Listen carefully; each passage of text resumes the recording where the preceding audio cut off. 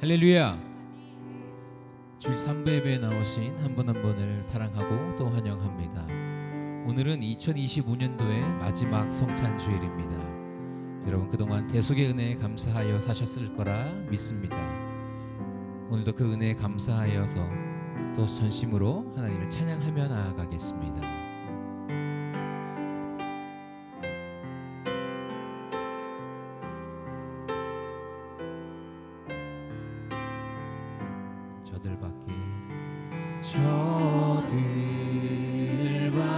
저들밖에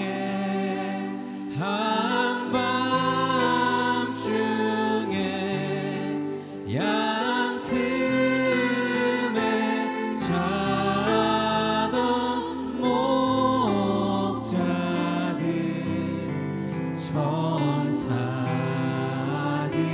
천사들이 전하여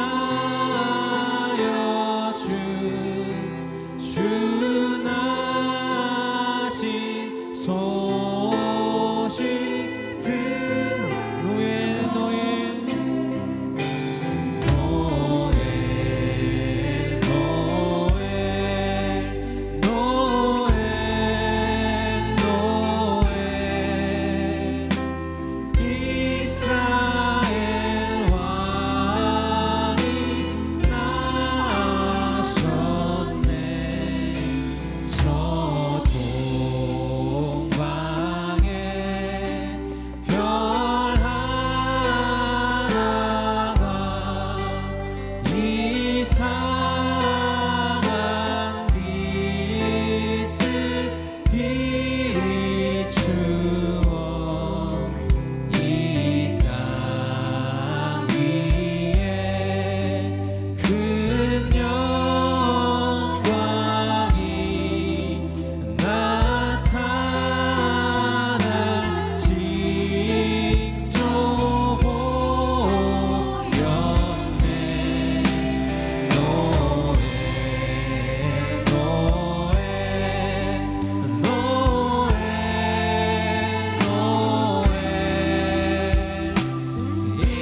이스라엘 왕이 나셨네. 그 한별이 베들레헴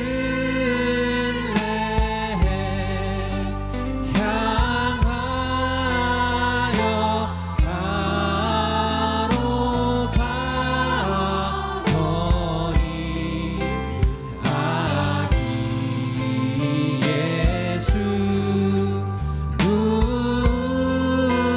누구신지 그 위에 오자 멈췄네. 노엘 노엘 노엘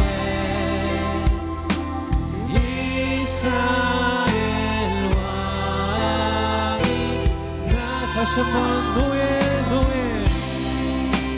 노엘 노엘 노엘 노엘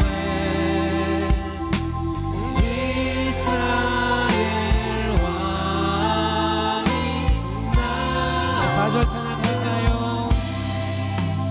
저 동방에 박사들이 새아기 보고 절하고 그 보배라 다 열어서 세 가지 예물 노엘 노엘 노엘 노엘 노엘 노엘 이스라엘 왕이 다시 한 번 더 노엘 노엘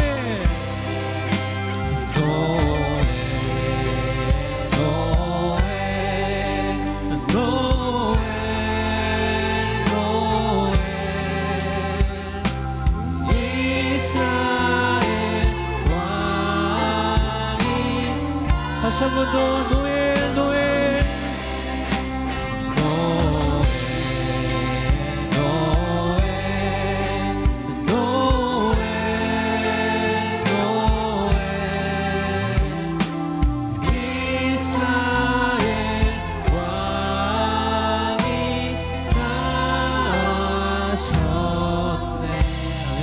영광의 박수 올려드립니다.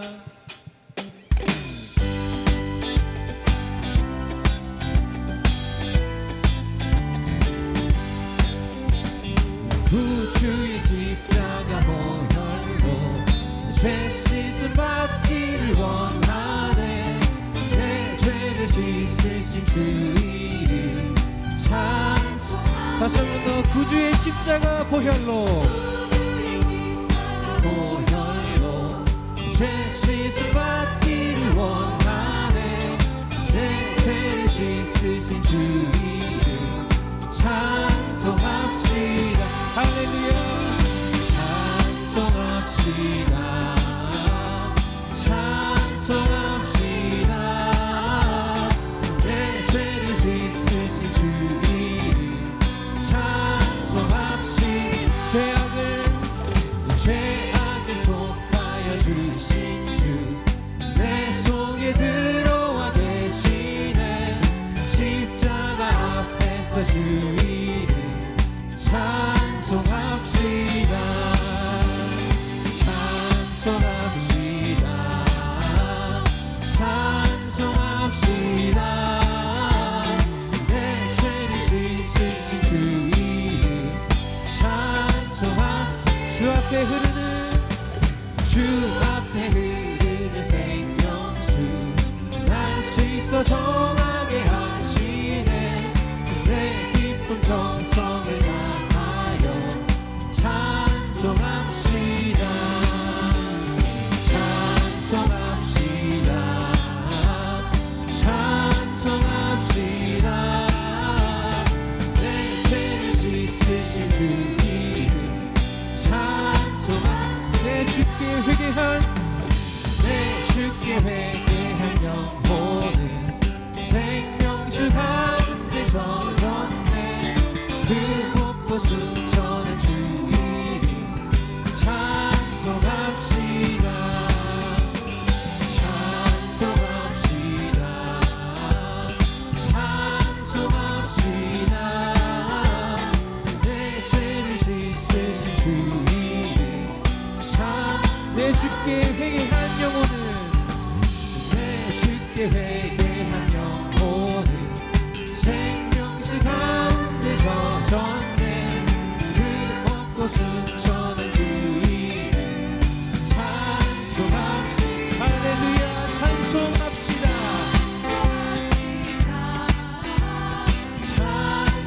찬송합시다.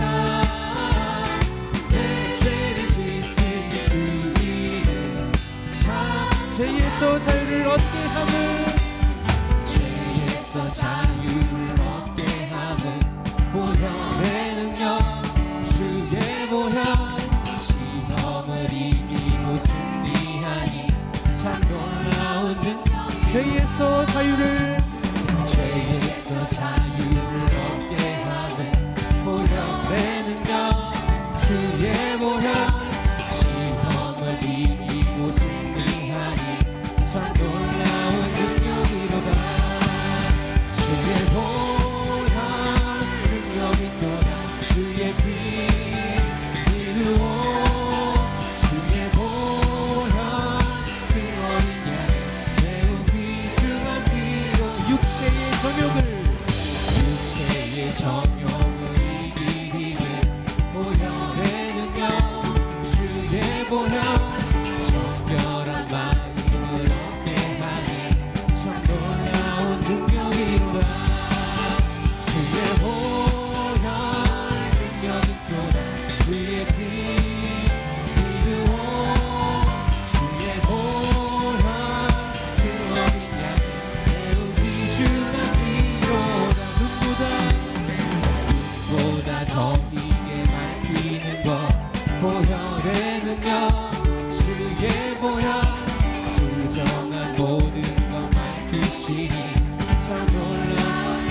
흙보다 더 희게 밝히는 것, 흙보다 더 희게 밝히는 것, 보혈의 능력, 주의 보혈, 부정한 모든 것 밝히시니 참 놀라운 능력이로다.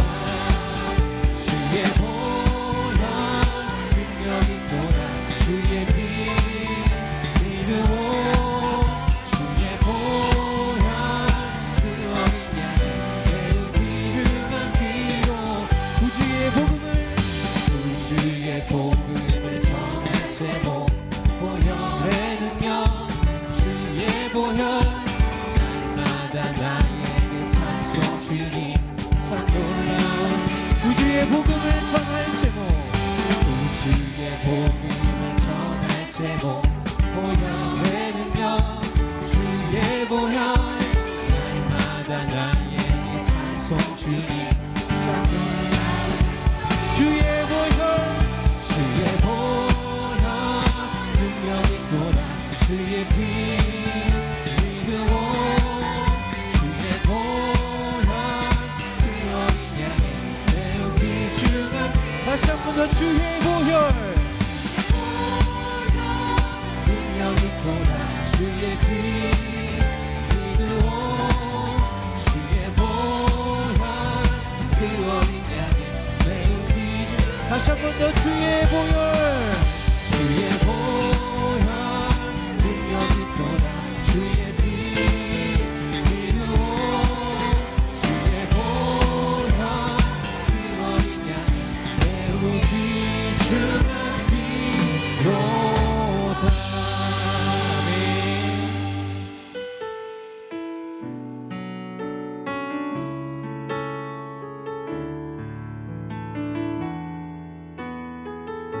모든 능력과 모든 능력과 모든 권세, 모든 것 위에 뛰어나신 주님, 세상이 증명할 수 없는 지혜로 모든 만물 창조하셨네. 모든 나라와 모든 나라와 모든 보좌, 이 세상 모든 경이로움보다, 이 세상 모든 값진 보물보다 더 귀하신 나의 주님, 십자가 고통당하사 십자가 고통당하사 버림받고 외면당하셨네. 짓밟힌 장미꽃처럼 나를 위해 죽으셨네. 나의 주, 모든 능력과 모든 능력과 모든 권세, 모든 것 위에 뛰어나신 주님,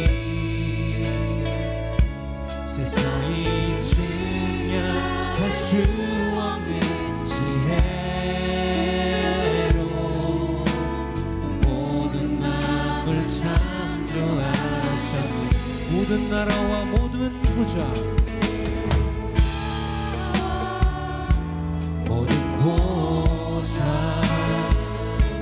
이 세상 모든 경이로움보다, 이 세상 모든 값진 보물보다 더욱 귀하신. 지금 다 같이 자리에서 일어나서 두 손 높이 들고 찬양합니다. 십자가 십자가 고통당하사 버림받고 외면당하셨네.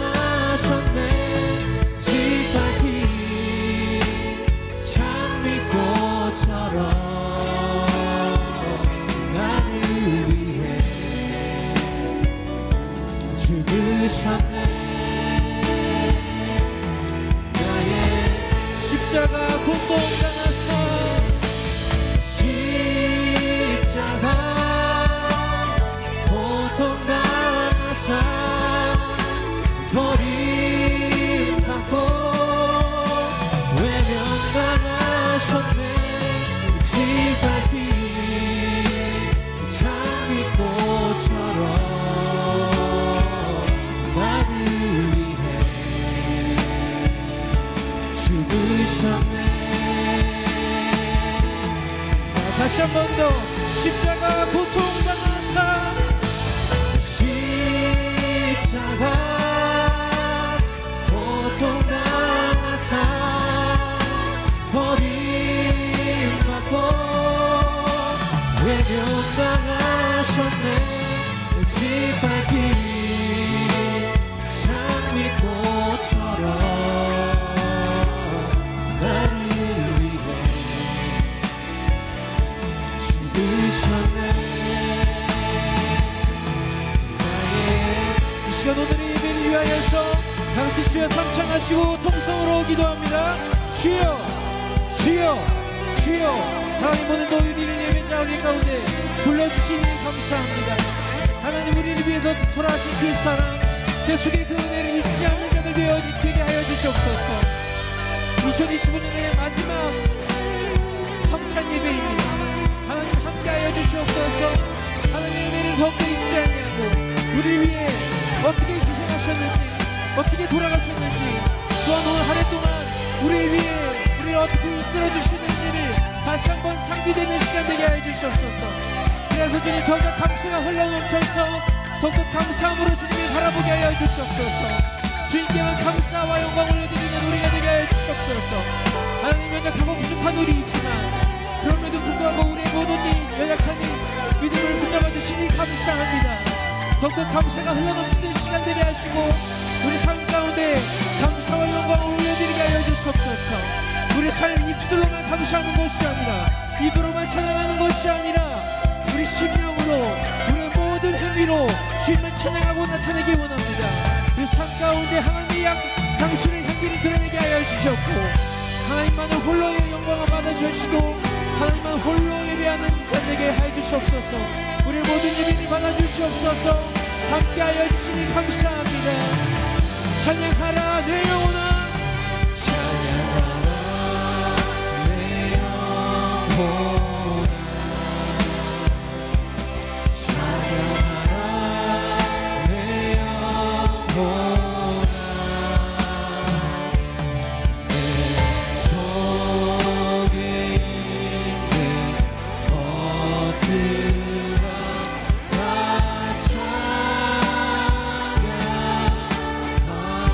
감사하라 감사하라 내 영혼아 감사하라 내 영혼아 내 속에 있는 것들아 다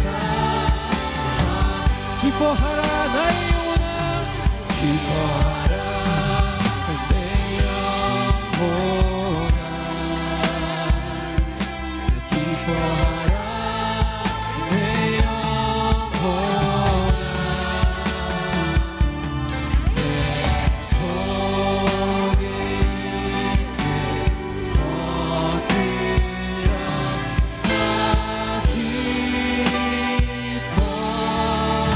다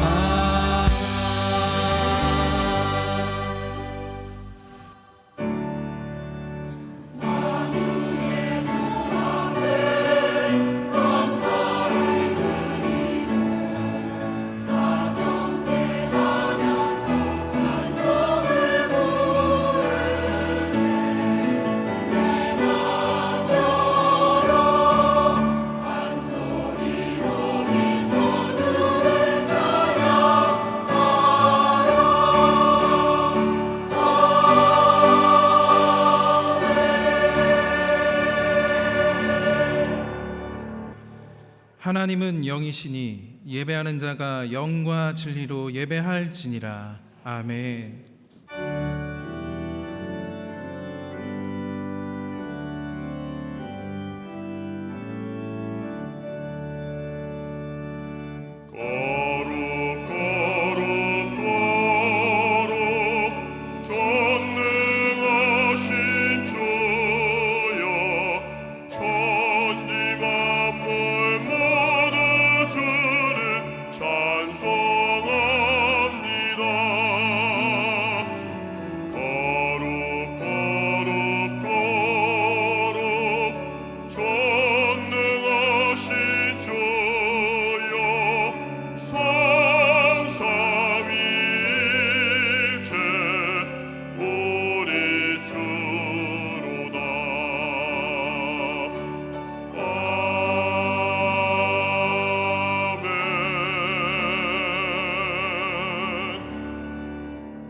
전능하사 천지를 만드신 하나님 아버지를 내가 믿사오며 그 외아들 우리 주 예수 그리스도를 믿사오니 이는 성령으로 잉태하사 동정녀 마리아에게 나시고 본디오 빌라도에게 고난을 받으사 십자가에 못 박혀 죽으시고 장사한 지 사흘 만에 죽은 자 가운데서 다시 살아나시며 하늘에 오르사 전능하신 하나님 우편에 앉아 계시다가 거기로부터 산자와 죽은 자를 심판하러 오시리라.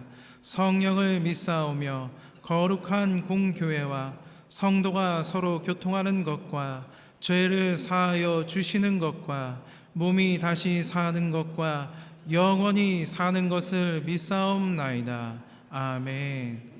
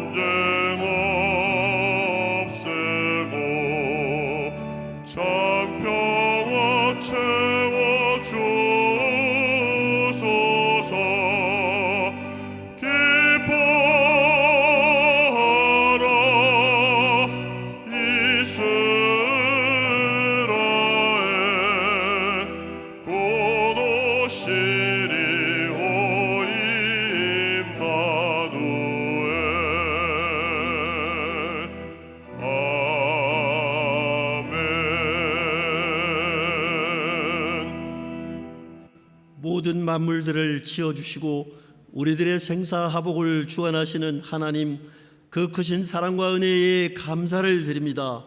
죄로 인하여 죽을 수밖에 없는 저희들을 구원의 은총을 베푸사 자녀로 삼아주시고 광야 같은 세상에서도 사랑으로 지켜주셨다가 주님의 몸된 교회로 불러주셔서 대강절기를 지키며 재림하실 주님을 기다리며 하나님을 찬양하고 예배하게 하심에 더욱 감사를 드립니다. 그리스도인으로 살아가면서도 지나온 날들을 돌이켜볼 때 우리들의 중심에는 여전히 세상적인 생각으로 주님의 십자가 영광을 흐리게 하였으며 죄짓고 부끄러운 모습 그대로 나왔습니다.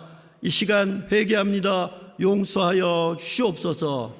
주님이 성찬 예식을 통하여 주의 살과 피를 먹고 마실 때 대속의 은혜에 깊이 감사하며 거룩한 성령의 사람으로 거듭나는 귀한 시간 되게 하여 주시옵소서. 사랑의 하나님, 나라와 민족을 위하여 기도합니다. 모든 위정자들이 한마음 한뜻으로 정직하게 국정을 돌보게 하심으로 정치, 경제, 문화, 외교 안보가 바로서 혼란한 전국은 회복되고 복음으로 남과 북이 하나로 화합하여 세계를 선교하는 경제 대국이 될 수 있도록 주님 축복하여 주시옵소서. 하나님의 크신 섭리계 가운데 우리 일산 순복음 영산교회를 세워주시고 날마다 부흥케 하심에 더욱 감사를 드립니다. 배움을 실천하며 사랑으로 하나 되어 한 해를 마무리하면서 또 새로운 한 해를 기도로서 준비하는 교회가 될 수 있도록 주님 은혜를 베풀어 주시옵소서. 이를 위하여 주야로 기도하시는 강신호 담임 목사님을 세워주셨음에 감사드립니다. 귀하신 목사님 사역 위에 성령의 충만함과 영육 간의 강건함을 더하여 주사 열방 가운데 크게 쓰임받는 종으로 삼아 주시옵소서. 이 시간 세상에서 지치고 고단한 영혼들이 말씀으로 은혜 받기를 원합니다. 말씀의 사자로 세워주신 담임 목사님께 성령으로 충만케 하사 말씀 주실 때 산 소망 되시는 하나님과 교제하며 어둠과 질병은 떠나가고 눌린 자에게는 자유함을 주심으로 험한 세상 빛으로 소금으로 살아낼 수 있도록 주님 은혜를 베풀어 주시옵소서. 말씀과 기도로서 수많은 양무리들을 돌보시는 모든 교육자님들에게도 주님 축복하여 주시옵고 우리 교회 장로회를 비롯한 모든 기관들의 섬김에도 복의 복을 더하여 주시옵소서. 이 시간 온 마음과 정성을 다하여 베들레헴 찬양대가 찬양을 드립니다. 거룩한 향기로 받아주시옵고 찬양 드리는 대원 한 분 한 분들과 예배를 돕는 남녀 성교회 위에도 복의 복을 더하여 주시옵소서. 감사를 드리오며 지금도 살아계신 예수님 이름으로 기도드렸습니다. 아멘.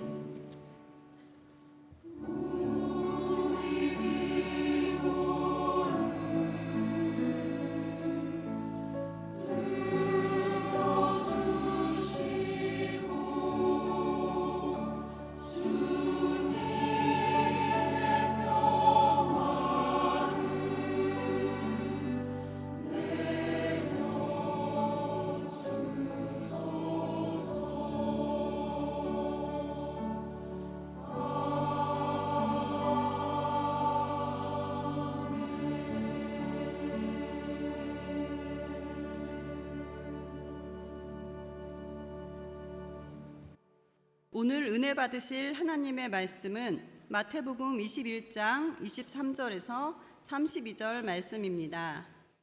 마태복음 21장 23절에서 32절 말씀을 다 같이 봉독하시겠습니다. 예수께서 성전에 들어가 가르치실세 대제사장들과 백성의 장로들이 나와 이르되 내가 무슨 권위로 이런 일을 하느냐 또 누가 이 권위를 주었느냐. 예수께서 대답하시되 나도 한 말을 너희에게 물으리니 너희가 대답하면 나도 무슨 권위로 이런 일을 하는지 이르리라. 요한의 침례가 어디로부터 왔느냐 하늘로부터냐 사람으로부터냐. 그들이 서로 의논하여 이르되 만일 하늘로부터라 하면 어찌하여 그를 믿지 아니하였느냐 할 것이요 만일 사람으로부터라 하면 모든 사람이 요한을 선지자로 여기니 백성이 무섭다 하여 예수께 대답하여 이르되 우리가 알지 못하노라 하니 예수께서 이르시되 나도 무슨 권위로 이런 일을 하는지 너희에게 이르지 아니하리라. 그러나 너희 생각에는 어떠하냐. 어떤 사람에게 두 아들이 있는데 맏아들에게 가서 이르되 예 오늘 포도원에 가서 일하라 하니 대답하여 이르되 아버지 가겠나이다 하더니 가지 아니하고 둘째 아들에게 가서 또 그와 같이 말하니 대답하여 이르되 실소이다 하였다가 그 후에 뉘우치고 갔으니 그 둘 중에 누가 아버지의 뜻대로 하였느냐. 이르되 둘째 아들이니이다. 예수께서 그들에게 이르시되 내가 진실로 너희에게 이르노니 세리들과 창녀들이 너희보다 먼저 하나님의 나라에 들어가리라. 요한이 의의 도로 너희에게 왔거늘 너희는 그를 믿지 아니하였으되 세리와 창녀는 믿었으며 너희는 이것을 보고도 끝내 뉘우쳐 믿지 아니하였도다. 아멘.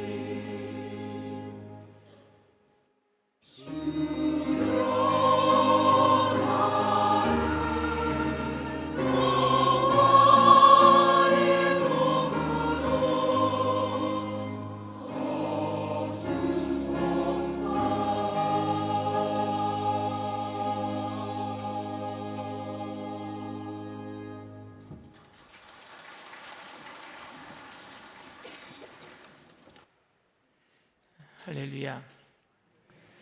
베들레헴 찬양대 은혜로운 성가에 감사를 드립니다. 전후 좌우에 계신 분들과 함께 인사 나누겠습니다. 예수님의 이름으로 사랑합니다.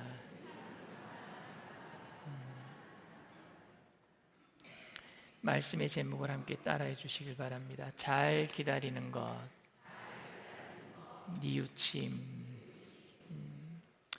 제가 이민 목회하면서 가장 힘들었지만 가장 보람을 느끼고 행복했던 것이 바로 설교입니다.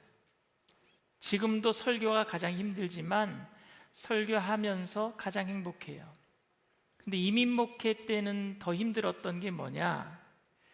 모든 예배를 제가 인도를 했다라는 거예요. 모든 예배를. 저희 교회가, 제가 이민 목회했던 교회가 교회 학교까지 해서 학생들까지 해서 한 120명 정도 나왔는데 그런데 120명 정도 나오는 교회에 교역자를 많이 둘 수는 없잖아요. 목사가 저 혼자, 그리고 교회 학교 전도사님 한 분, 상담하는 전도사님 한 분 계신데 그분들께 설교를 맡길 수가 없어서 제가 설교를 다 했어요.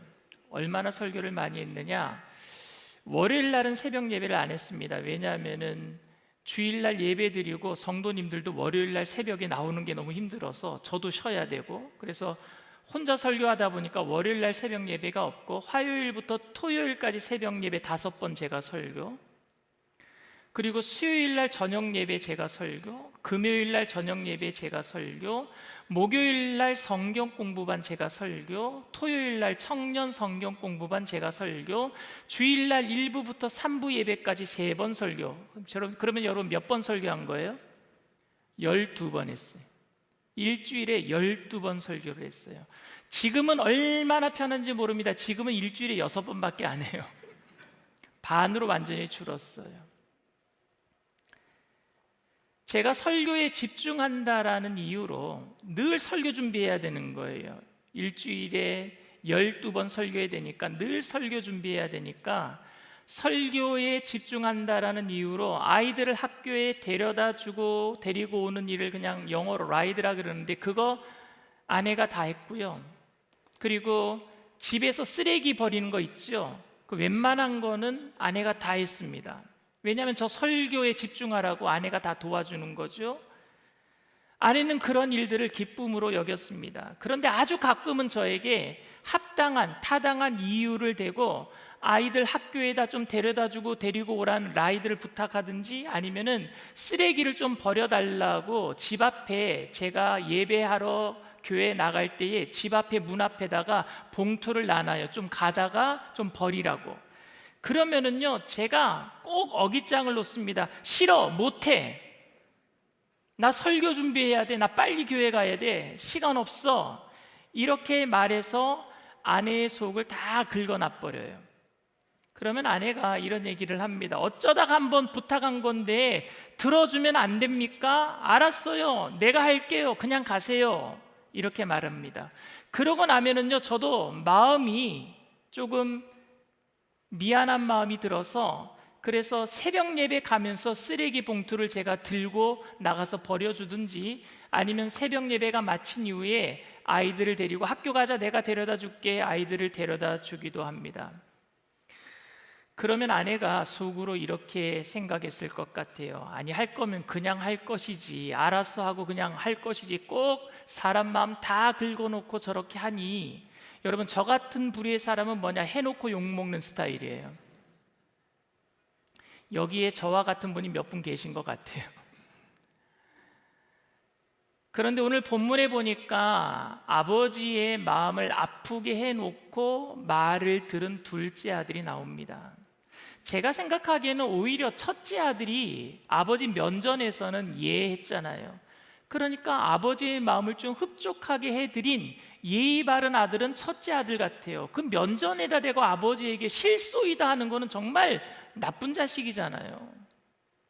그런데 결과적으로는 둘째 아들이 포도원에 갔기 때문에, 아버지의 말을 들었기 때문에 둘째 아들이 낫다라고 할 뿐이지, 사실은 첫째 아들이나 둘째 아들이나 아버지의 마음을 아프게 한 것은 매 한 가지 아닙니까? 시간적인 차이만 있을 뿐이에요. 첫째 아들은 나중에 아버지의 마음을 아프게 한 것이고, 둘째 아들은 첫 번째로 처음부터 아버지의 마음을 아프게 한 것이니까 둘 다 아버지의 마음을 아프게 한 것은 똑같은 아들들입니다. 그렇다면 예수님께서는 이 비유를 통해서 바리새인들과 유대 종교 지도자들에게 무엇을 말씀하시려고 하신 것이겠습니까? 우리는 지금 대림절, 대강절을 보내고 있어요. 대림절은요, 예수님이 탄생하시는 성탄절 4주 전부터 지키는 절기를 대림절이라 그럽니다. 그러니까 예수님 메시아 오시는 것을 기다리는 마음으로 기다리는 절기를 대림절, 대강절이라고 얘기합니다. 오늘 우리는 어떠한 마음을 가지고 대림절을 보내야 될지 오늘 말씀을 통해서 여러분들과 함께 생각해 보기를 원합니다. 그런데 오늘 이 두 아들의 이야기는요, 어디서부터 시작이 되느냐면요, 예수님께서 십자가를 지시려고 예루살렘으로 들어가셨을 때가 종료주일이에요. 그 종료주일날 예수님은 어디로 가셨느냐? 성전으로 가셨거든요. 성전으로 가셔서 성전을 청소하십니다. 장사하는 사람들의 상을 뒤엎어버리시고 환전소, 동전 바꿔주는 사람들을 다 내쫓아버리시고, 내 집을 만민이 기도하는 집인데 강도의 소굴로 만들려고 하느냐라고 하는 그 이야기부터 출발하는 거예요. 마태복음 21장 12절 13절 말씀입니다. 예수께서 성전에 들어가사 성전 안에서 매매하는 모든 사람들을 내쫓으시며 돈 바꾸는 사람들의 상과 비둘기 파는 사람들의 의자를 둘러 엎으시고 그들에게 이르시되 기록된 바 내 집은 기도하는 집이라 일컬음을 받으리라 하였거늘 너희는 강도의 소굴을 만드는도다 하시니라. 예수님이 이런 일들을 성전에서 벌이니까 그 대제사장과 그 종교 지도자들이 너 무슨 권위로 이런 일을 하느냐 물었어요. 네가 지금 무슨 권위가 있어서 우리가 지금 다 허락한, 교회 안에서 장사하도록 허락한 그 상을 네가 왜 둘러엎느냐, 그들을 왜 쫓아내느냐, 누가 이런 권위를 너에게 주었느냐 묻는 거예요, 예수님께. 그때 예수님은요, 질문에 질문으로 대답을 하십니다. 그게 오늘 본문이죠. 마태복음 21장 24절에서 27절 말씀입니다. 예수께서 대답하시되 나도 한 말을 너희에게 물으리니 너희가 대답하면 나도 무슨 권위로 이런 일을 하는지 이르리라. 요한의 침례가 어디로부터 왔느냐?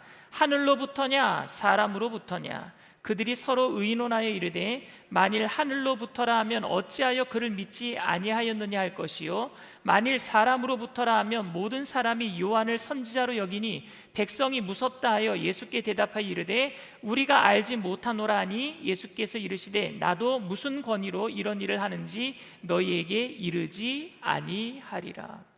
예수님이 너 무슨 권위로 상을 둘러엎고 사람들을 내어 쫓는 거야? 종교 지도자들이 물으니까 그럼 나도 너희들에게 질문 하나 할게. 먼저 대답해봐. 침례 요한이 무슨 권위로 침례를 준 거야? 그 권위는 하늘로부터 온 거야? 아니면 땅으로부터 온 거야? 그러니까 이 사람들이 질문하려다가 자가당착에 빠졌어요. 하늘로부터 왔다고 하면은 침례 요한이 침례하면서 무엇을 전했어요? 내 뒤에 오시는 분은 불로 침례를 주는 분인데 나는 그의 신발끈도 감당하지 못하겠다. 그분이 누구예요? 지금 서 있는 예수님이거든요. 다 알고 있어요. 침례 요한이 하늘로부터 왔다고 하면은 침례 요한을 왜 못 믿느냐라고 묻는 그 물음은 뭐예요? 왜 나를 안 믿느냐라는, 내 권위를 왜 인정하지 못하느냐의 물음입니다. 만약에 침례 요한의 그 권위가 땅으로부터 왔다고 하면은요, 난리가 나요. 왜냐하면은 침례 요한을 따르는 많은 사람들의 여론이 이 종교 지도자들을 문매를 때릴 테니까 이러지도 못하고 저러지도 못하는 거예요. 말을 못하는 거예요. 그래서 우리 모르겠습니다. 여러분, 말 안 될 때는요 모르겠다 그러는 거예요. 그래서 요즘에 정치인들 알면서도 다 모른다 그래요. 모르겠습니다. 알면서 그러는 거예요. 답은 알아요.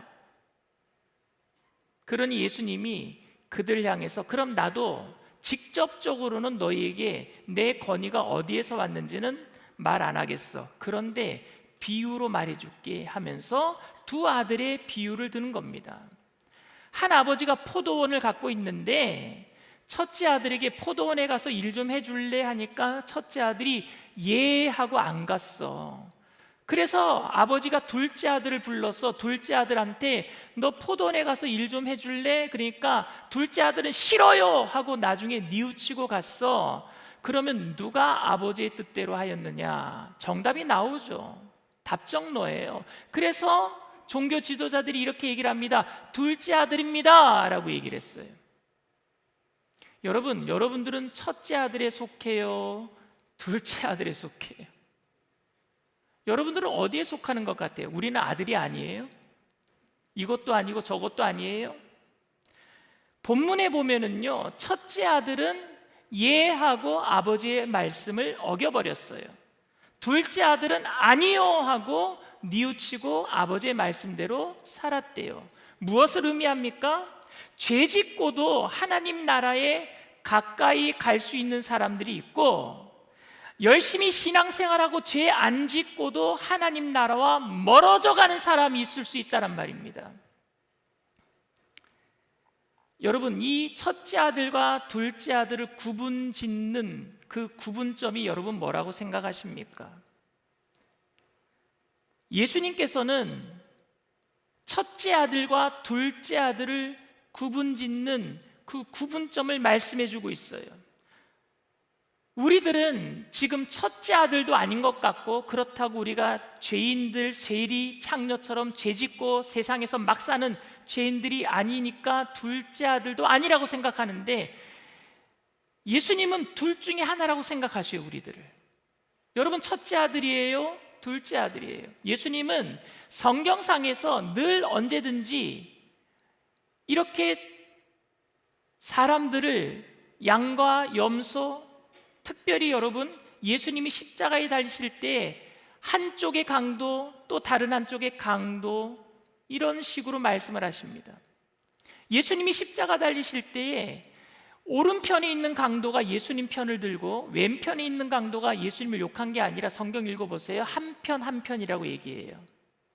근데 우리는 늘 오른쪽이 옳다라고 생각해서 오른쪽 강도가 예수님 편이다 이렇게 생각하는데, 그건 아니에요. 성경에서는 한쪽이라고 얘기를 하고 있는데, 한편 강도가 예수님을 막 욕합니다. 당신도 우리와 똑같이 죄 지었으니까 이게 달린 거 아니냐, 당신이 정말 하나님의 아들이면은 나를 한번 살려봐라, 막 얘기를 합니다. 그러니까 다른 한쪽에 있는 강도가, 이분은 우리와 똑같이 죄를 지어서 우리처럼 보응받는 게 아니잖아, 죄값 받는 게 아니잖아, 이분은 죄가 없으신 분인데 우리가 그렇게 욕하면 안 되잖아. 그러면서 예수님께 이렇게 얘기하죠. 당신의 나라에 가실 때 저를 기억해 주세요. 우리는 여러분 어느 쪽의 강도입니까? 우린 강도가 아니에요. 첫째 아들과 둘째 아들을 구분짓는 구분점이 뭐라고 생각하세요? 예수님의 양편에 달려있는 강도 중에 예수님과 함께 천국에 간 강도와 그 자리에 똑같이 달려있으면서 예수님을 부인하고 지옥 간 강도와의 차이점, 구분점은 뭐라고 생각합니까? 오늘 성경 본문에 30절에 그 단어가 나와 있어요. 마태복음 21장 30절 말씀입니다. 둘째 아들에게 가서 또 그와 같이 말하니 대답하여 이르되 실소이다 하였다가 그 후에 뉘우치고 갔으니. 첫째 아들은 포도원에 안 갔어요. 둘째 아들은 포도원에 갔어요. 근데 행동의 결과를 만들어낸 게 뭘까요? 그 전에 그 행동을 만들어낸, 결과를 만들어낸 그 전에 그 마음이 중요한 거죠. 그 마음이 뭘까요? 한 명은 뉘우치지 않았고 한 명은 뉘우쳤다라는 겁니다. 뉘우침이에요. 두 아들이 나눠지게 된 지점이 바로 마음에 있습니다. 뉘우침에 있습니다. 누가 그러더라고요, 저한테. 뉘우칠 일을 안 하면 된다고. 근데 여러분, 우리가 실수 안 하고 살 수 있을까요? 죄 안 짓고 살 수 있을까요? 사도 바울은요, 시편 14편의 기록을 인용해서 로마서 3장 10절 12절에 이렇게 말합니다.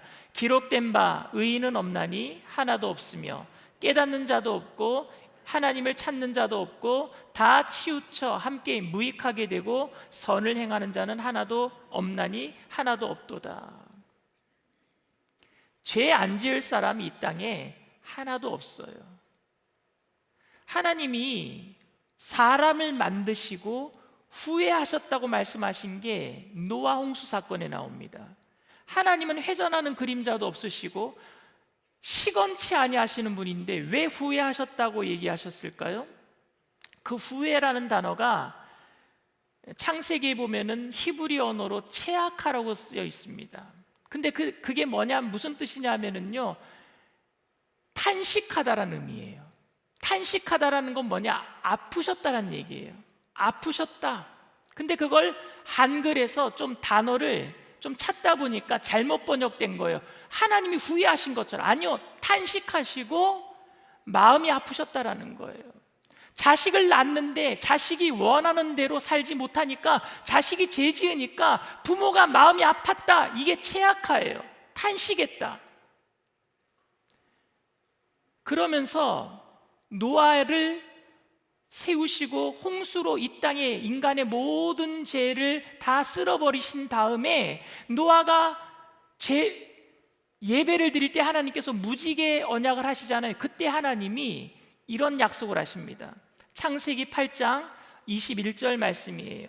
예수께서 그 향기를 받으시고 그 중심에 이르시되 내가 다시는 사람으로 말미암아 땅을 저주하지 아니하리니 이는 사람의 마음이 계획하는 바가 어려서부터 악함이라.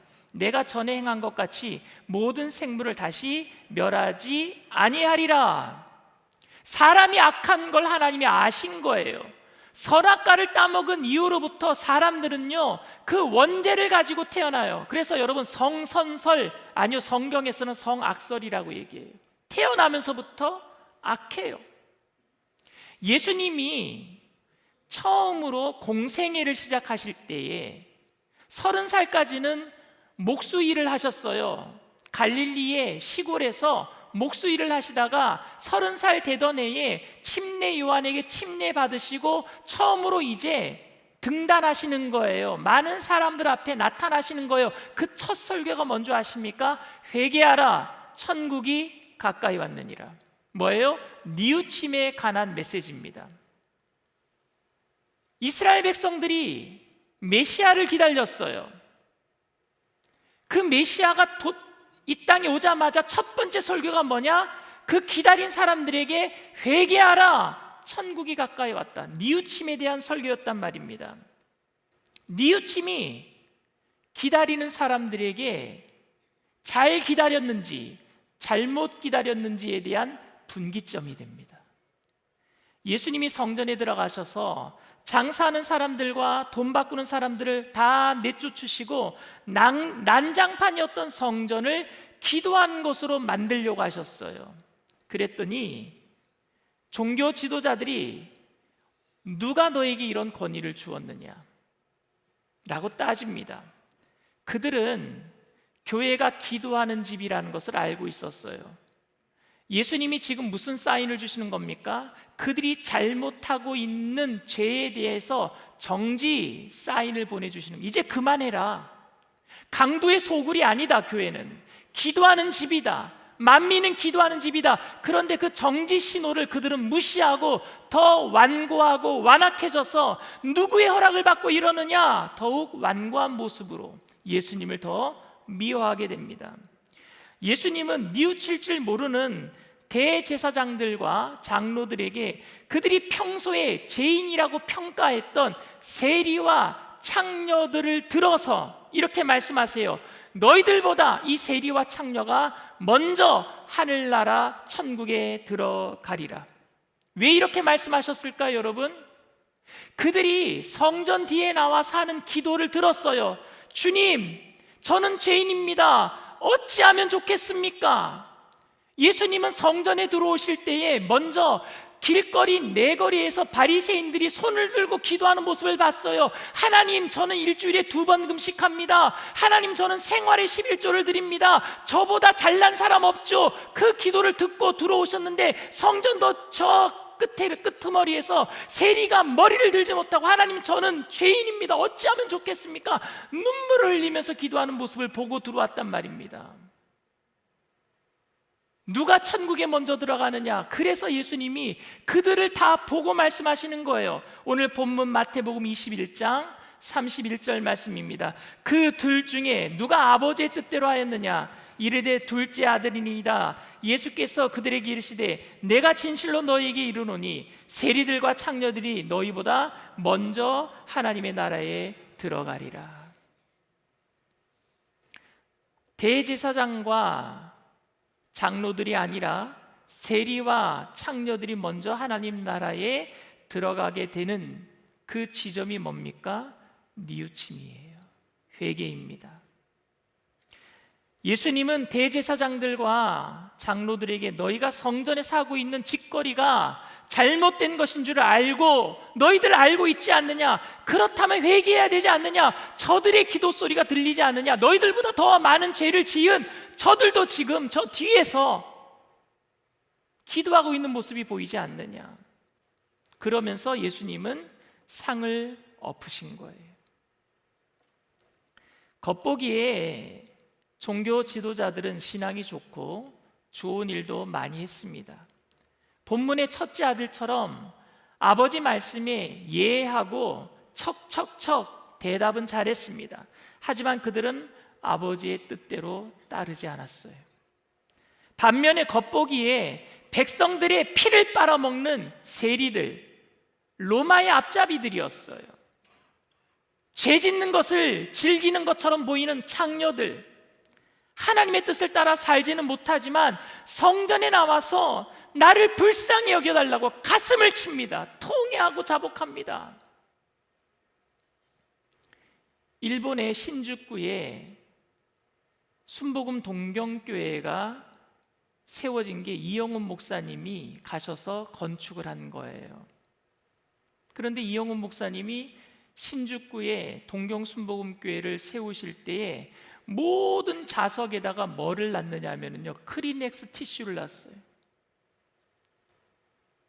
새벽 예배 때 누가 나오느냐면요, 밤에 일하는 여성분들이 나와서 눈물 흘리고 가니까, 성전이 눈물바다니까 그들이 나와서 무슨 기도를 할까요? 주님, 저는 죄인입니다. 어찌하면 좋겠습니까? 눈물로 회개하는 거예요. 그리고 또다시 직업전선으로 갑니다. 그러나 그렇게 기도하는 사람들은 결국에 하나님의 그 긍휼하심 속에서 예수님의 모습을 닮아가게 될 줄 믿습니다. 뉘우침이 있기 때문에 그래요. 뉘우침이 있기 때문에. 우리는 성전에 나올 때마다 무슨 기도를 하고 있습니까? 우리는 하나님이 우리에게 말씀을 주셨어도 그 말씀대로 따르지 못할 때가 더 많습니다. 하나님께서 아름다운 에덴 동산을 지으시고 모든 것들을 먹을 수 있도록 그렇게 만들어 주셨어도 그 좋은 것들을 먹지 아니하고 선악과를 따먹은 사람들이 우리들이에요. 그래서 하나님은 인간의 악함을 알고 계셔요. 이해도 하고 계십니다. 그래서 하나님은 우리에게 어떤 고행을 요구하지 않아요. 너 죄값을 네가 알아서 처리해라, 고행을 요구하지도 않습니다. 하나님은 우리에게 단 한 가지를 요구하십니다. 그것이 뉘우침, 회개인 줄 믿습니다. 첫째 아들과 둘째 아들 모두 아버지의 말씀을 듣지 않았고 아버지의 마음을 아프게 했습니다. 그런데 결정적으로 둘째 아들과 첫째 아들이 나눠지게 된 것은 뉘우침이었습니다. 대제사장이든 세리든 그들 모두 하나님 앞에 똑바로 살지 못한 것은 다 똑같습니다. 하지만 그들은 회개에서 나누어지게 되었어요. 십자가 양쪽에 있는 강도도 똑같이 죄를 짓고 옆쪽에 달렸지만 회개로 인해서 한 사람은 천국에 가고 한 사람은 지옥에 가게 되었단 말입니다. 우리는 하나님의 말씀대로 살겠다라고 그리스도인이 된 사람들입니다. 회개가 무엇을 의미하는지, 그것이 우리에게 얼마나 필요한지 다 알고 있습니다. 그런데도 불구하고 우리는 죄의 길을 계속해서 걸어갈 때가 많아요. 그때 하나님은 우리에게 멈추라고 정지 신호를 주십니다. 대제사장들과 바리새인들, 율법학자들, 종교 지도자들이 계속 죄의 길을 가니까, 성전을 강도의 소굴로 만드니까 하나님은 그 아들을 보내셔서 마지막으로 정지 신호 보낸 것이 뭐냐? 성전을 청소하는 거였어요. 이제 그만해야 되지 않느냐? 우리가 하나님께서 죄 지을 때 죄 지을 수밖에 없는 것을 알기 때문에 정지 신호를 주시는 거예요. 안 그랬으면 정지 신호 주시지도 않고 심판하셨을 거예요. 죄 지을 때마다 천둥번개 쳐서 잡아가셨을 거예요. 데려가셨을 거예요. 그런데 우리를 사랑하셔서 정지 신호를 주신단 말입니다. 그때 멈춰야 돼요. 두 가지 반응이 있습니다. 정지 신호를 민감하게 알아듣고 하나님 저는 죄인입니다, 통회하고 자복하고 무릎 꿇는가, 아니면은 가던 길 계속 가기 위해서 핑계대고 오히려 더 완악해지던가, 둘 중에 하나예요. 그런데 종교 지도자들은 회개하지 아니하고 가던 길을 계속 가겠다고 더 완악해지고 말았습니다. 그 완악해진 그들에게 오늘 본문 마지막 절에 예수님은 이렇게 말씀하셔요. 마태복음 21장 32절 말씀입니다. 요한이 의의 도로 너희에게 왔거늘 너희는 그를 믿지 아니하였으되 세리와 창녀는 믿었으며 너희는 이것을 보고도 끝내 뉘우쳐 믿지 아니하였도다. 요한이 침례는 무슨 침례냐? 회개의 침례였어요. 그래서 의의 도를 가지고 회개하라, 천국이 가까이 왔다. 그래서 많은 사람들이 세리와 창녀들, 제사장의 무리들까지 광야에 나와서 회개하고 침례받았어요. 그런데 이거 지금 성전에 남아있는 가장 높은 위치에 있는 종교 지도자들은 아직도 뉘우치지 않는 거예요. 그래서 예수님이 그들을 위해서 직접 성전에 오셔서 정지신호 사인을 보여주신 게 성전 청소고 상을 엎어버리는 거였어요. 그런데도 뉘우치지 않으니까 결국 끝내 뉘우치고 믿지 않았다라고 말씀하시는 거예요. 너무 안타깝지 않습니까? 그래서 예수님은 오늘 비유 다음에 무슨 비유를 하셨느냐 하면요, 연이어서 드는 비유가 포도원의 악한 청지기 비유를 드셔요. 그들은 주인이 아들을 보냈음에도 불구하고 아들을 죽이기까지 했다. 결국에 뭐예요? 하나님이 그들을 위해서 아들을 보내주셨는데 아들을 십자가에 못 박을 때까지 뉘우치지 않았다는 것을 미리 말씀하신 거예요. 사랑하는 성도 여러분, 우리가 대강절, 대림절에 기다려야 될 분은 아주 선명해요. 우리는 지금 아기 예수님을 기다리는 줄 믿습니다. 이스라엘 백성들도 메시아의 탄생을 기다렸어요. 그리고 우리는 이제 아기 예수님이 태어나신 성탄절은 과거니까 이제 다시 오실 예수님, 재림하실 예수님을 기다리는 줄 믿습니다. 기다려야 될 대상은 너무 명확해요. 그런데 더 중요한 게 있습니다. 무엇을 하며 기다릴 건가? 여러분, 무엇을 하며 기다리실 거예요? 우리가 뉘우치면서 기다려야 될 줄 믿습니다. 회개해야 되는 거예요. 죄 지을 수밖에 없는 우리들, 인생에서 이 세속의 거대한 죄의 물결 속에서 똑같이 살아가면서 죄가 묻어서 죄 지을 수밖에 없는 우리들, 정지 신호가 있을 때에 회개하면서 다시 오실 예수님을 뉘우치면서 기다려야 될 줄 믿습니다. 우리가 기다릴 때에 교회 나올 때마다 주님 나를 불쌍히 여기소서, 감히 주님 앞에 얼굴 들지 못하고 성전 끝에서 머리를 조아리고 기도했던 그 세리처럼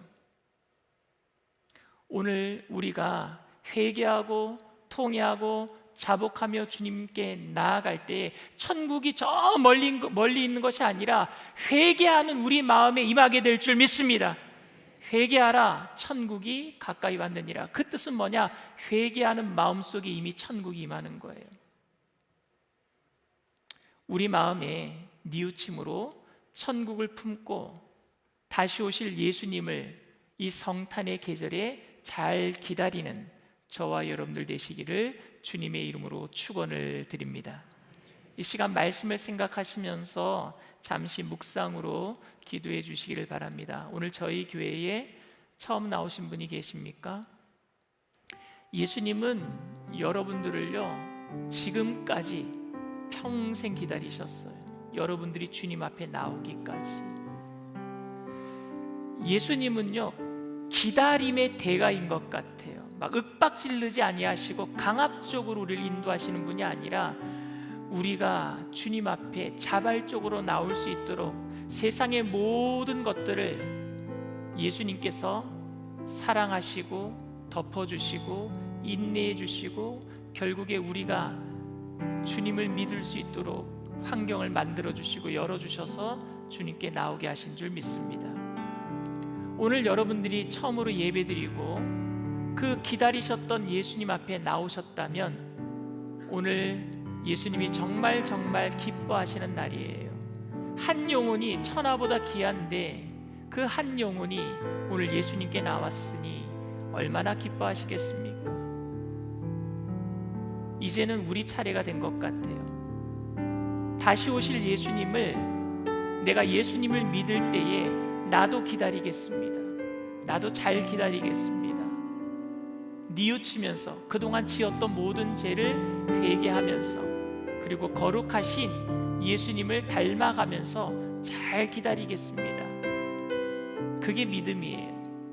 오늘 내가 예수 그리스도를 믿고 나를 이때껏까지 참고 기다려주셨던 그 예수님 앞에, 예수님 다시 오실 날을 나도 잘 기다리며 믿음으로 살겠습니다 하시는 분들은 그 자리에서 오늘 믿음을 가지고 일어나 주시길 바랍니다. 인터넷상에서, TV상에서도 처음 예배를 드리는 분이 계시다면 믿음을 가지고 일어나 주시길 바랍니다. 일어나신 분들은 제가 하는 기도를 따라해 주시길 바랍니다. 하나님 아버지, 저는 죄인입니다. 어디에서 와서 왜 살며 어디로 가는지 알지 못하고 방황하며 살았습니다. 저의 죄를 위하여 십자가에서 죽으시고 부활하신 예수님을 제 구주로 모셔드립니다. 저는 하나님의 자녀가 되었습니다. 지금부터 영원토록 주님과 함께 살겠습니다. 예수님의 이름으로 기도드립니다. 아멘. 할렐루야. 여러분들을 진심으로 축복하고 환영합니다. 오늘은 예수님의 찢기신 몸, 흘리신 피를 대하는 성찬주일입니다. 주님이 우리를 위해서 끝까지 참고 기다려주시고 결국에 예수님을 십자가에 못 박았지만 그 못 박은 사람들까지도 구원의 대상에 올려주시기 위해서 죽을 때까지 참으셨던 그 기다림, 그 기다림을 생각하면서 오늘 혹시 내가 예수님의 그 사랑의 기다림을 잘 알지 못하고 첫째 아들처럼 죄 짓는 사람들을 평가하고 차별하고 이해했지만 사랑하지 못하고 미워하고 살았다면 하나님 용서해 달라고, 둘째 아들처럼 하나님이 하시는 말씀이 내 마음이 버거워서 아니요 하고 세상에서 내 멋대로 살았다면 하나님 용서해 달라고, 이 성찬을 통해서 진정한 예수님의 사랑을 알게 하시고, 그래서 정말로 이제는 통회하고 자복하는 그러한 삶으로 예수님 닮아가게 해달라고, 이 성찬에 온전하게 참여하기 위해서 우리 회개하면서 주님 세 번 부르고 통서로 간절히 기도합니다. 주여, 주여, 주여. 할렐루야. 사랑하는 백성하신 하나님, 주님의 은혜가 감사합니다. 이 시간 우리의 삶을 되돌아봅니다. 첫째 아들처럼 예하며 말씀대로 살지 못했던 우리들을 용서하시고, 둘째 아들처럼 하나님의 말씀을 거부하며 세상에서 멋대로 살아가며 하나님의 마음을 아프게 했던 우리들을 용서하여 주시옵소서. 이제는 아버지 하나님, 주님의 자녀로서 주님 뜻대로 살아가게 되기를 원합니다. 성령님, 우리 가운데 충만히 임재하시고 이 성찬을 통하여 주님이 내 안에, 내가 주님 안에 거하게 되는 것 체험하게 하여 주시옵소서. 주님 한 분만으로 만족하며 믿음으로 이 땅을 이겨내게 하여 주시옵소서. 감사드리며 예수님의 이름으로 기도드리옵나이다. 아멘. 내가 너희에게 전한 것은 주께 받은 것이니 곧 주 예수께서 잡히시던 밤에 떡을 가지사 축사하시고 떼어 이르시되 이것은 너희를 위하는 내 몸이니 이것을 행하여 나를 기념하라 하시고, 식후에 또한 그와 같이 잔을 가지시고 이르시되 이 잔은 내 피로 세운 새 언약이니 이것을 행하여 마실 때마다 나를 기념하라 하셨으니 너희가 이 떡을 먹으며 이 잔을 마실 때마다 주의 죽으심을 그가 오실 때까지 전하는 것이니라. 그러므로 누구든지 주의 떡이나 잔을 합당하지 않게 먹고 마시는 자는 주의 몸과 피에 대하여 죄를 짓는 것이니라. 사람이 자기를 살피고 그 후에야 이 떡을 먹고 이 잔을 마실지니 주의 몸을 분별하지 못하고 먹고 마시는 자는 자기의 죄를 먹고 마시는 것이니라. 사랑과 은혜가 풍성하신 좋으신 하나님 아버지, 이 시간 성찬을 통해서 주님이 내 안에 내가 주님 안에 거하게 하시고 이제는 아버지 하나님 주님의 마음에 기쁨을 드리는 자녀로서 살아가게 하여 주시옵소서. 힘들고 어렵겠지만 오늘 결단하고 성찬의 은혜를 통해서 오늘 다짐하고 그래서 세상에 나가서 하나님 빛으로 소금으로 살아갈 수 있도록 성령의 충만한 능력으로 채워 주시옵소서. 우리가 회개하며 통회하고 자복하며 뉘우침으로 주님 앞에 나아갑니다. 이 대림절에 예수님을 잘 기다림으로 진정한 사랑의 예수님 만나는 복된 인생들 다 되게 하여 주시옵소서. 감사드리며 예수님의 이름으로 기도드리옵나이다. 아멘. 성찬은 예수 그리스도를 믿는 누구든지 참여할 수 있는 예수님이 직접 만드신 예식입니다. 오늘 성찬이 여러분들에게 돌아갈 때 떡을 먼저 받게 될 텐데 기도하시고 떡을 드시고 그 다음에 포도주가 여러분들에게 돌아갈 텐데 포도주를 받을 때 기도하시고 드시면 이 떡이나 이 포도주가 그냥 떡이나 포도주가 아닌 예수님의 찢기신 몸 흘리신 피가 되어서 우리에게 진정한 그리스도의 사랑을 느끼게 하실 것이고 세상을 이길 수 있도록 성령의 능력으로 우리를 도와주실 줄 믿습니다. 우리 주보혈 찬양하시면서 모두 다 성찬에 참여하시겠습니다.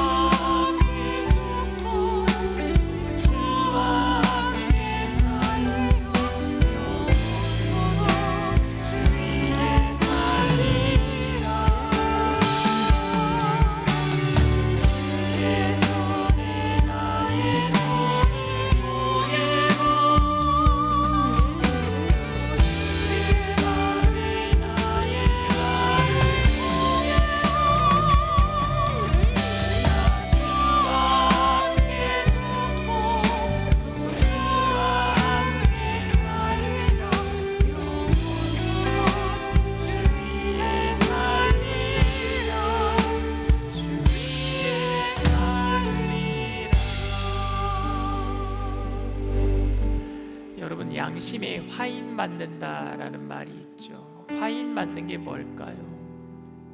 처음부터 양심에 화인 맞는 사람은 없을 거예요. 누구든지 처음에 죄를 지면은요, 가슴이 떨려요. 회개하라 그러면요, 즉각적으로 회개할 마음도 생겨요.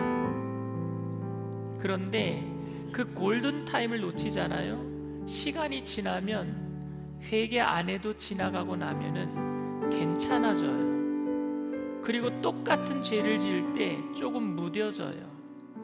그리고 또다시 죄를 지을 때 이제는 죄가 아닌 것 같아요. 그게 화인 맞는 거예요. 뉘우치지 못할 때 왜 종교 지도자들이 뉘우치지 못했을까? 화인 맞아서 그래요. 굳어져서 그래요. 굳어진 마음을 소도둑된다라는 말이 있어요. 처음부터 소도둑질 못합니다. 그런데 바늘 도둑질 하는 게 안 들키니까 점점 큰 거 하다가 화인 맞아서 죄가 아닌 줄 알고 큰 거 훔쳐도 괜찮겠지 하고 소도둑질 하는 거예요. 예수님이 공식적으로 설교하신 것은 산상수훈이 처음입니다. 침례 받으시고 바로 하신 말씀은 회개하라 천국이 가까이 왔다. 그건 간단한 설교였었고, 공식적인 설교는 마태복음 5장에 나와 있는 산상수훈이에요. 근데 산상수훈의 첫 번째가 뭐냐? 팔복이에요. 팔복의 첫 번째가 뭡니까? 심령이 가난한 사람은 천국이 저희 것입니다. 심령이 가난한 게 뭘까요? 회개할 수 있는 마음이 늘 준비되어 있는 사람이란 뜻이겠죠. 그 뉘우침이 예수님, 다시 오실 예수님을 기다리는 조건입니다. 오늘 우리가 성찬을 대했어요. 그리고 세상으로 또 나갈 겁니다. 세상에는 천지가 죄예요. 그 속에서 어떻게 여러분 빛으로 소금으로 살아내시겠습니까? 뉘우칠 때 성령님께서 힘을 주실 줄 믿습니다. 그리고 한 번, 두 번, 세 번 지었던 죄 조금씩 안 짓게 될 거예요. 그리고 결국에 예수님의 모습 닮아가게 될 줄 믿습니다. 주님이 도와주실 거예요. 우리가 하는 게 아니라 내게 능력 주시는 자 안에서 내가 모든 것을 할 수 있게 될 거예요. 여러분, 오늘 이 시간 다시 한번 결단합시다. 회개합시다. 뉘우칩시다. 주님이 여러분들을 책임져 주실 줄 믿습니다. 우리 주님 세 번 부르고 통성으로 간절히 기도합니다. 주여, 주여, 주여. 할렐루야. 사랑자네가 풍성하신 하나님, 우리가 첫째 아들처럼 양심에 화인 맞은 사람들처럼 예해놓고 안 하는 것을 즐기진 않았습니까? 둘째 아들처럼 아니요 해놓고 세상에 나와서 주님과 반대되는 죄와 짝하여 살진 않았습니까? 그러나 아버지 하나님, 이제는 나를 사랑하신 그 예수님, 그 십자가 사랑 앞에 무릎 꿇게 되기를 원합니다. 주님이 정죄의 신호를 보내면 이제 그만해야 되지 않겠느냐 말씀하시면 무릎 꿇고 회개할 수 있는 마음이 우리 안에 있게 되기를 원합니다. 날마다 주님 앞에 나와서 통회하고 자복하며 예수님을 부르며 어찌하면 좋겠습니까?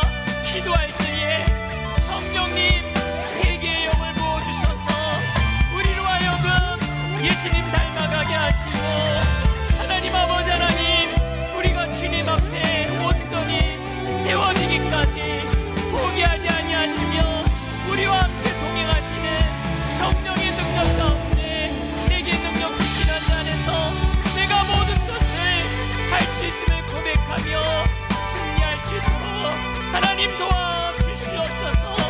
성령님 환영합니다. 인정합니다. 모셔드립니다. 의지합니다. 바람같이 불같이 생수같이 인자하시옵소서. 성찬의 은혜가 우리 가운데 넘쳐나게 하시고, 내 힘으로 살아가는 게 아니라 내 능력으로 살아가는 게 아니라 주님의 사랑으로, 주님의 능력으로, 성령의 도우심으로 살아갈 때에 죄를 이겨내게 하시고 미움과 갈등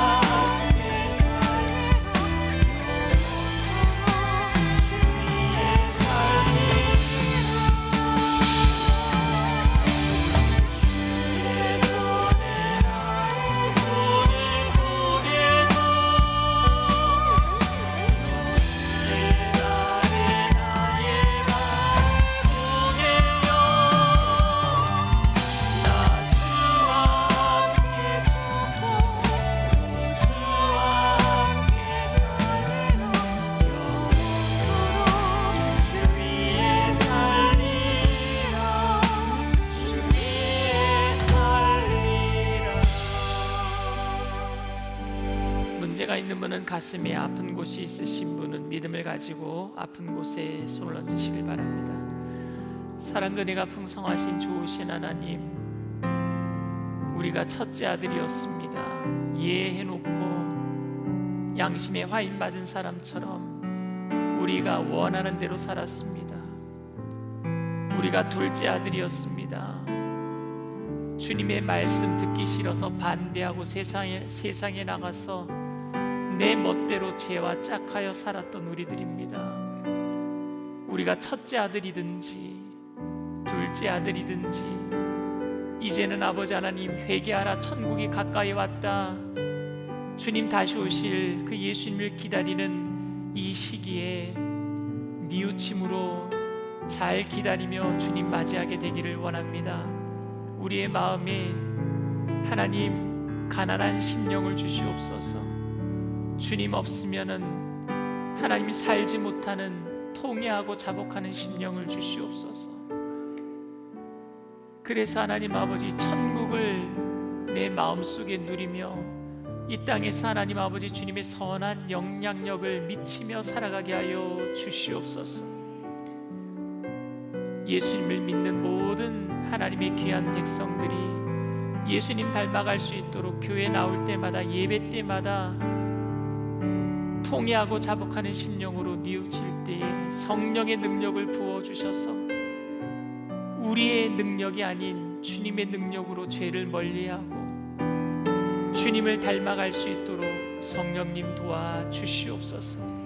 주님을 닮아갈 때 가정의 문제가 떠나가게 하여 주시옵시고, 자녀들이 예수님과 동행함으로 그리스도의 형통한 복을 누리며 살게 하여 주시옵시고, 이 땅이 흑암의 세력이 떠나감으로 그리스도로 말미암아서 온전한 하나님 나라가 되게 하여 주시옵시고, 북한의 복음의 문이 열려져서 평화 통일이 이루어지며 마지막 때에 하나님의 복음을 전 세계 방방곡곡에 전하는 제사장의 국가로 쓰임받게 하여 주시옵소서.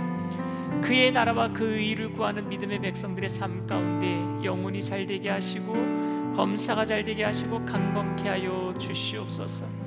이 시간 믿음을 가지고 아픈 곳에 손을 얹은 자들마다 치료의 강선을 바라여 주시옵시고 깨끗이 고쳐 주시옵소서. 나사렛 예수의 피로 명하노니 저주받은 질병의 세력은 떠나갈지어다. 머리부터 발끝까지 깨끗게 될지어다. 오장육부 사지백체뼈 마디마디 신경세포 조직마다 새롭게 될지어다. 정신적인 질병도 떠나갈지어다. 주님만이 우리의 생명이 되시고 길이요 진리가 되시는 줄 믿습니다. 오늘 주님을 사모하며 주님을 기다리며 결단한 귀한 백성들 성찬을 통해서 주님의 사랑을 알게 하시니 감사를 드립니다. 늘 뉘우치며 삶 속에서 그리스도의 향기를 품게 하여 주시옵시고, 세상 모든 사람들에게 살아계신 하나님을 나타내는 증거자가 될 수 있도록 하나님께서 복의 근원되게 하여 주시옵소서. 감사드리며 예수님의 이름으로 기도드리옵나이다. 아멘. 할렐루야. 우리 주님 앞에 영광의 박수 올려드립니다. 기쁘고 감사한 마음으로 주님 앞에 귀한 예물 드리겠습니다.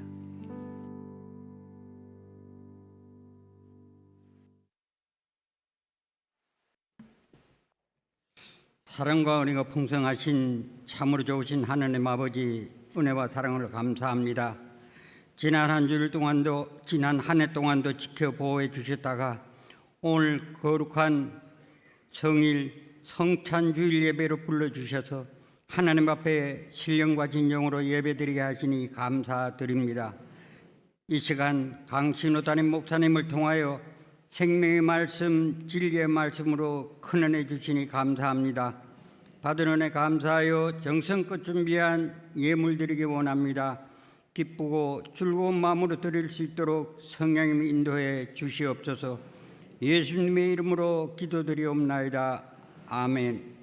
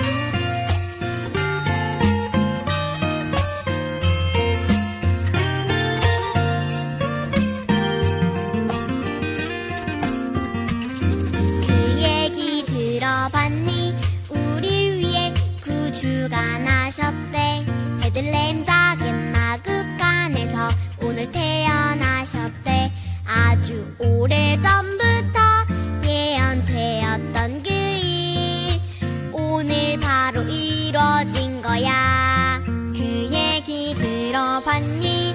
우리 위해 구주가 나셨대.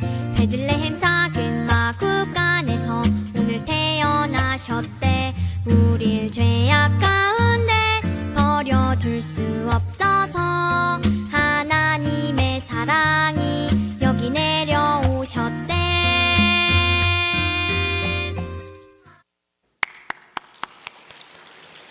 오늘 결신한 분들을 위한 새가족 환영회가 대성전 입구 맞은편 새가족 환영회실에서 있습니다. 2026년 예산당회가 12월 14일 주일 오후 12시 10분에 접견실에서 있습니다. 당회원들은 전원 참석해 주시기 바랍니다. 햇빛교구 헌신예배가 12월 19일 금요일 오후 8시 30분에 대성전에서 있습니다. 2025년 새가족 환영 만찬이 12월 21일 주일 오후 12시에 다목적 홀에서 있습니다. 2025년에 전도되신 새가족 및 인도자 성도님들은 모두 참석해 주시기 바랍니다. 영광대학 학생을 모집합니다. 연령 제한 없이 누구나 참여할 수 있으니 성도님들의 많은 지원 바랍니다. 국세청 지침으로 인하여 기존 종이로 발급한 기부금 영수증이 전자기부금 영수증 방식으로 변경되었습니다. 각 개인이 홈택스, 연말정산, 간소화 서비스에서 확인하실 수 있습니다. 자세한 사항은 주후보를 참고하시고 총무국 및 교회 홈페이지에서 직접 신청해 주시기 바랍니다.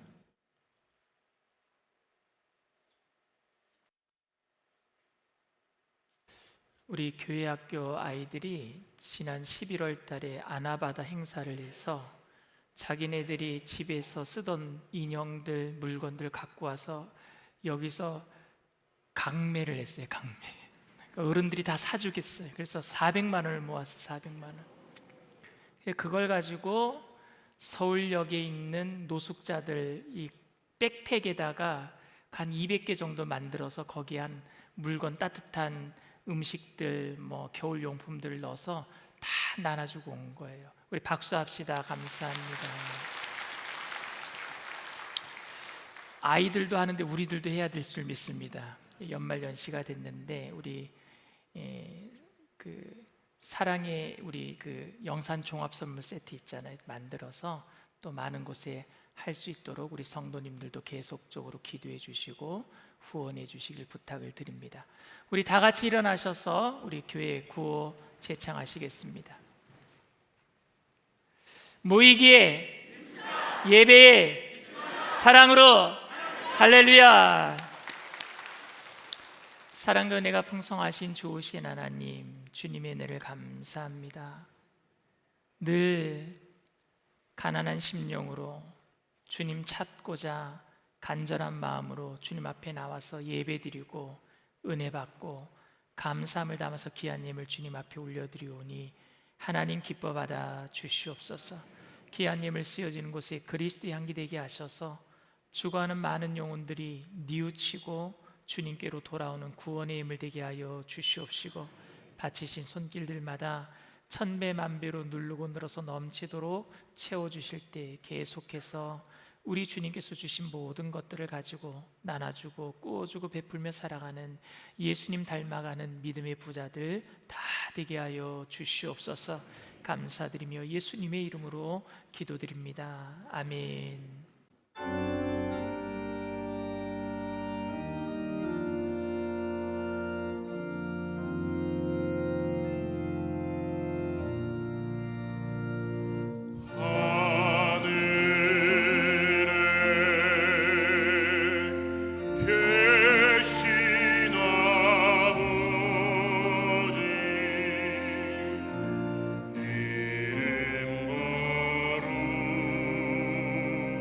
가